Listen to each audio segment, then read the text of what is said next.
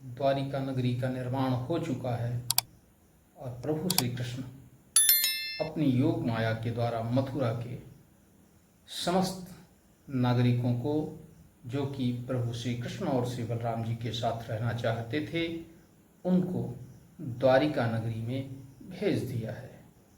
मित्रों, मथुरावासी जो भी भगवान श्री कृष्ण के प्रति स्नेह रखते थे, श्रद्धा रखते थे, समर्पण रखते थे, वह जब द्वारिका नगरी में पहुंचते हैं तो उन्हें द्वारिका नगरी भी अपनी लगने लगती है, अपनी जैसी दिखने लगती है और वह लोग वहाँ अत्यंत ही प्रेम भाव से रहने लगते हैं।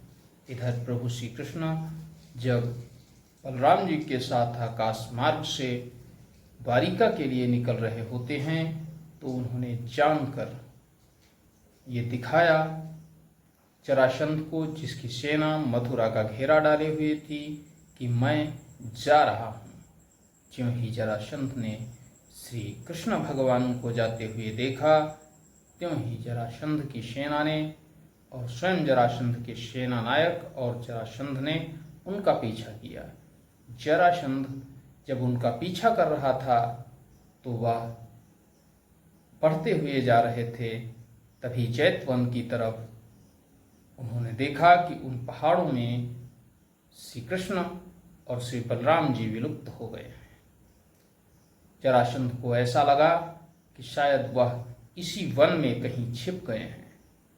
वो समझ रहे थे कि जो युद्ध क्षेत्र से भाग रहा होता है वह भयभीत होता है, लेकिन उन्हें यह नहीं पता था कि ईश्वर कभी भयभीत नहीं होता है।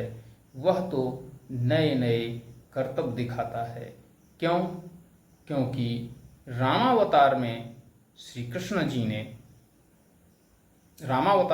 राम जी ने जिस तरह से मर्यादा का उल्लंघन नहीं किया और मर्यादा पुरुषोत्तम कहलाए, उसी तरह से कृष्णावतार में श्री कृष्ण भगवान ने लीलाधर का काम किया और उन्होंने जो भी कार्य किया वह उनकी लीला है और यह भी उनकी लीला का एक अभिन्न अंग था। जब वह मथुरा से आकाश मार्ग के द्वारा द्वारिका जा रहे थे, जरासंध और जरासंध की सेनाओं ने मिलकर उस चैतवन को पूरी तरह से घेर लिया और घेरने के बाद उसके ऊपर आक्रमण करने के बजाय उसे चारों ओर से आग के हवाले कर दिया। आग लग गई। चैतवन कई दिनों तक चलता रहा और जब वह जलकर शांत हो गया तब जरासंध को लगा कि उसने श्री कृष्ण और श्री बलराम जी को जलाकर मार दिया है और वह पुनः अपनी मथुरा नगरी को से अपनी राजधानी वापस चला आया। जब वह अपनी राजधानी वापस आया तो उसने घोषणा की कि मथुरा को मगध साम्राज्य में मिला लिया गया है। मथुरा को मगध साम्राज्य में मिलाने की घोषणा जब हुई तो देश देश तक उसकी ये घोषणा पहुंच चुकी थी और यह घोषणा पहुंच गई हस्तिनापुर। हस्तिनापुर में जो पांडवों के शत्रु थे उनके हृदय में अत्यंत ही संतोष उत्पन्न हो चुका था। वह अत्यंत सुखी हो चुके थे क्योंकि अब पांडवों की मदद करने वाला इस भूमंडल में कोई नहीं बचा था, क्योंकि श्री कृष्ण और बलराम ही ऐसे थे जो पांडवों की मदद कर सकते थे। उसके अलावा कोई मदद करने वाला नहीं था। पांडवों की शक्ति अत्यंत ही क्षीण हो चुकी थी। लेकिन जो श्री हरि के भक्त थे उनके हृदय पर वह आघात पहुंचा जिसे वह सहन नहीं कर पा रहे थे। स्वयं पितामह भीष्म ने जब पूछा विदुर जी से कि क्या ये संभव है, तो विदुर जी ने कहा कि पितामह ये संभव तो नहीं है, लेकिन अफवाह ऐसी ही उड़ रही है। इन अफवाहों के बाजार में उधर द्वारिका में प्रभु अपने राज समाज को व्यवस्थित कर रहे थे मथुरा नगरी को, जो कि अत्यंत ही सुंदर थी, उसको वह राजनैतिक भाषा और परिभाषा भी दे रहे थे। प्रभु श्री कृष्ण एक दिन बैठे हुए थे, तभी उन्होंने मुस्कुराना प्रारंभ कर दिया। तो ऐसी स्थिति को देख करके श्री बलराम जी ने पूछा, कन्हैया मुस्कुरा क्यों रहे हो? तो प्रभु ने कहा, दाऊ क्या बताएं, बात ही ऐसी है। जब ऐसी बात कन्हैया के द्वारा कही गई तो दाऊ ने कहा, अगर ऐसी बात है कि तुमको मुस्कुराना पड़ रहा है तो मुझे भी बताओ, शायद मुझे भी सुनकर प्रसन्नता हो। तो उन्होंने कहा कि षड्यंत्रों की जो एक पंक्ति चल रही थी हस्तिनापुर में, उसकी अब भरमार होने वाली है, क्योंकि अब पांडवों के खिलाफ नई नई साजिशें रची जाने लगी हैं। गांधार नरेश शकुनी महाराज धृतराष्ट्र को लगातार समझा रहे हैं और उन्हें इस बात के लिए पोषित कर रहे हैं कि वह युवराज दुर्योधन को घोषित करें, ना कि युधिष्ठिर को। और वह अपने सामंतों को भी अपनी तरफ मिला रहे हैं। इस अन्याय को सुनकर बलराम जी क्रोधित हो जाते हैं। तो प्रभु कहते हैं, क्रोधित मत होइए।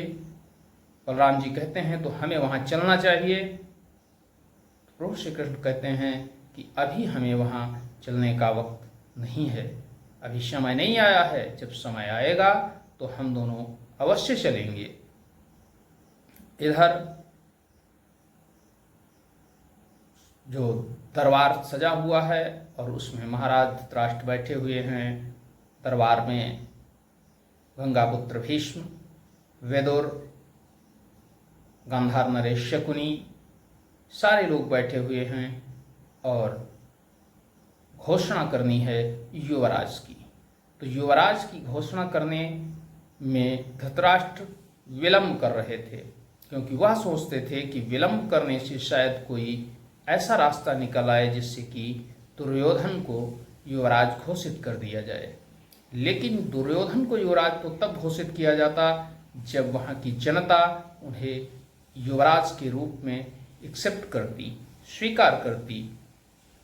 मित्रों, ऐसी स्थिति में पितामह भीष्म लगातार दबाव बना रहे हैं कि जनता चाहती है कि बालकों के शिक्षा ग्रहण करने से पहले ही युवराज की घोषणा हो जानी चाहिए, क्योंकि यदि युवराज की घोषणा नहीं होती है तो प्रत्येक राजकुमार के हृदय में ऐसा एक भाव बना रहेगा कि शायद उसे युवराज घोषित कर दिया जाए। तो आपस में वैमनस्य होने की संभावना है और भाई भाई का दुश्मन हो सकता है।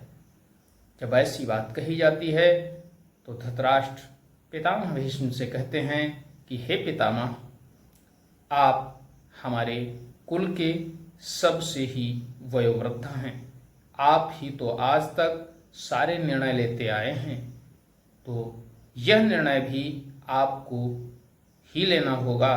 ज्यों ही धृतराष्ट्र ऐसी बात कहते हैं तब पितामह भीष्म कहते हैं कि देखिए, यह निर्णय राजा का है और यह निर्णय राजा को ही लेना होगा। जब ये बात धृतराष्ट्र के सामने पितामह भीष्म कहते हैं तो धृतराष्ट्र कहते हैं, पितामह, लेकिन राजा भी परामर्श तो ले सकता है, और वह परामर्श मैं आपसे लेता हूँ कि किसे युवराज घोषित किया जाए। ऐसी स्थिति में पितामह भीष्म कहते हैं कि आप एक राजा हैं, आपके पास गुप्तचरों की एक टीम है, और गुप्तचर आपके क्या संदेश दे रहे हैं, किसको राजा घोषित करने के लिए वह जनता के बीच जाकर तय करें कि जनता किसे चाहती है कि उसे हस्तिनापुर का उत्तराधिकारी बनाया जाए। जब ऐसी बात पहुंचती है धृतराष्ट्र के पास गुप्तचरों के द्वारा, तो उन्हें ज्ञात होता है कि संपूर्ण जनता ये चाहती है कि युधिष्ठिर को युवराज बनाया जाए। युधिष्ठिर अत्यंत ही सौम्य स्वभाव के थे, मृदुभाषी थे तथा अत्यंत ही धैर्यवान थे, जबकि दुर्योधन कटुभाषी था, अहंकारी था, दंभी था। साथ ही साथ किसी भी व्यक्ति को वह सम्मान देना नहीं चाहता था। वह उसी को सम्मान देता था जिससे उसको लाभ होता था, और जो उसके स्वार्थ में सहयोग करने वाला नहीं होता था, दुर्योधन कभी उसे सम्मान नहीं देता था। ऐसी स्थिति में जनता यही चाहती थी कि उसका जो भावी राजा हो वह युधिष्ठिर हो।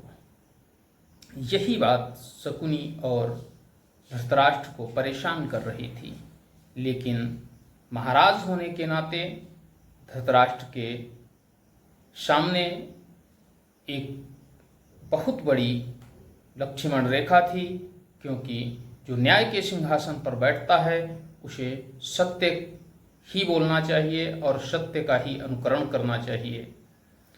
भरी सभा में जब युवराज की घोषणा होनी है तब अपने अपने पक्ष रखे जाते हैं।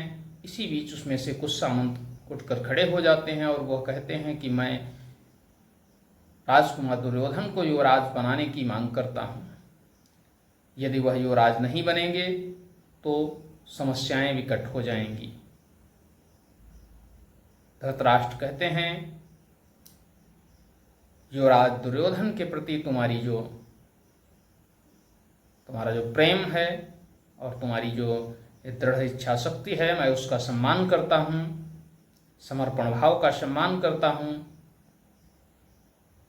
आप अपने स्थान पर बैठें।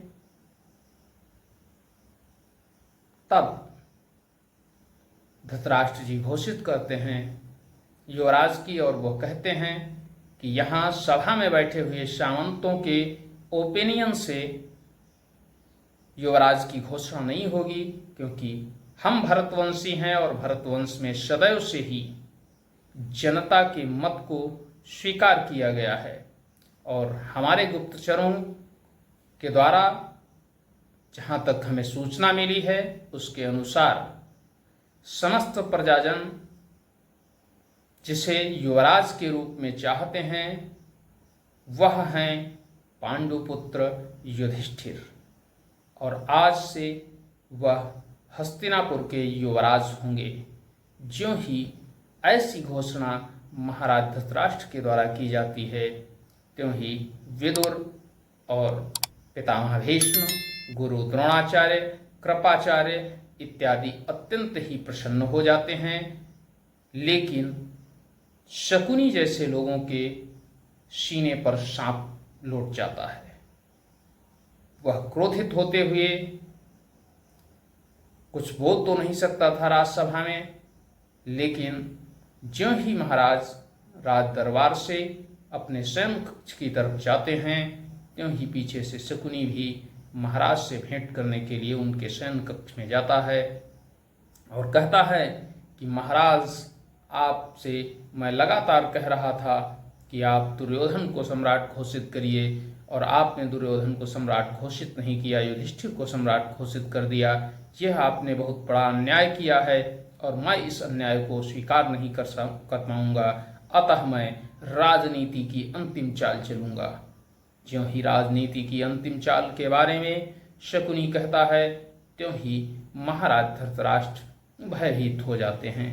भयभीत होने का कारण भी था क्योंकि अंतिम चाल का मतलब होता है जो भी कांटा बीच में आए उसे नष्ट कर दिया जाए, अर्थात युवराज युधिष्ठिर की मृत्यु का सामान जुटाना। जब ऐसी स्थिति धृतराष्ट्र के सामने आती है तो वो कहते हैं कि देखिए गंधार नरेश, इस तरह का कोई भी कार्य मत करना जिससे कि जीवन भर पछताना पड़े। लेकिन शकुनी उनकी बात नहीं मानता है और वहाँ से निकल जाता है। मित्रों, इसी बीच यह संदेशा संपूर्ण नगर में पहुँचाया जाता है। नगरवासी युधिष्ठिर को युवराज बनाए जाने पर उत्सव के रूप में उस दिन को मना रहे होते हैं, और यह बात राजकुमारों में भी पहुँचती है कि युधिष्ठिर को युवराज घोषित कर दिया जाता है। तो वहाँ जहाँ कौरव पक्ष की तरफ मातम छा जाता है, वहीं दूसरी तरफ पांडव भी इतने उत्साहित और प्रसन्न नहीं होते हैं, क्योंकि वह तो क्षमाशम रहते थे। उनके लिए दुख भी और सुख भी एक समान थे। दोनों में कोई विशेष अंतर नहीं था। हाँ, ये जरूर होता था कि जब कोई ऐसी बात आती थी तब वह थोड़ा सा प्रसन्न हो जाते थे, और जब दुख आता था तो थोड़ा सा मायूस। लेकिन वह जानते थे कि ये जीवन है और ये दोनों ही प्रक्रियाएं सतत चलने वाली हैं। मनुष्य के जीवन में कभी सुख आएगा, कभी दुख आएगा, और मनुष्य इनको रोक नहीं सकता है। ये विधाता की देन होती है, हमारे पूर्व जन्मों की कर्मों का फल होती है।